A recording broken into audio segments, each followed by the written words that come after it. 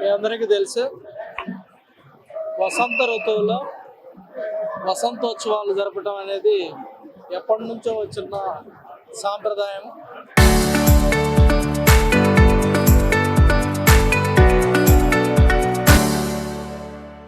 అలానే ఈరోజు రేపు ఎల్లుండి అంటే 30, 31, 1వ తారీఖు దాకా వసంతోత్సవాలు వసంత మండపంలో నిర్వహించడం జరుగుతుంది.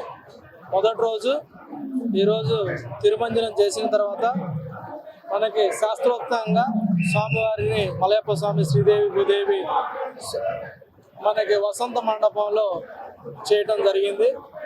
దీని యొక్క ముఖ్య ఉద్దేశం ఏంటంటే మనకి ఎండాకాలంలో చల్లగా వాతావరణం ఉండాలి, చల్లగా ఉండాలి అని ఆ సాంప్రదాయంలో మండపాన్ని కూడా మనకి అలా విధంగా మనకి అలంకరించడం జరిగింది. అలానే రెండో రోజు రేపు రథోత్సవం జరుగుతుంది 8 గంటలకి. అలానే మూడో రోజు 1వ తారీఖు మనకి త్రేతాయుగం, ద్వాపరయుగం, కలియుగం 3 యుగాలకు సంబంధించి శ్రీరామచంద్రుడు, శ్రీకృష్ణ భగవానుడు, అలానే మలయప్ప స్వామి ముగ్గురికి సంబంధించి కూడా ఒకేసారి వసంత మండపంలో ఉత్సవాలు చేయటం జరుగుతుంది.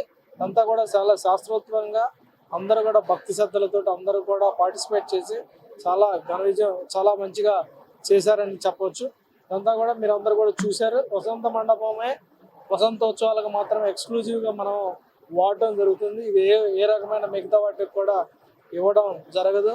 సో అందుకని అందరూ కూడా చాలా మంచిగా నిర్వహించడం జరిగింది. అందరూ కూడా భక్తులతో పాటు అలానే మనకున్న మిగతా వాళ్ళందరూ కూడా పార్టిసిపేట్ చేసి మొదటి రోజు చాలా దిగ్విజయంగా చేశారని సందర్భంగా తెలియజేస్తూ ఓం నమో వెంకటేశ్వర.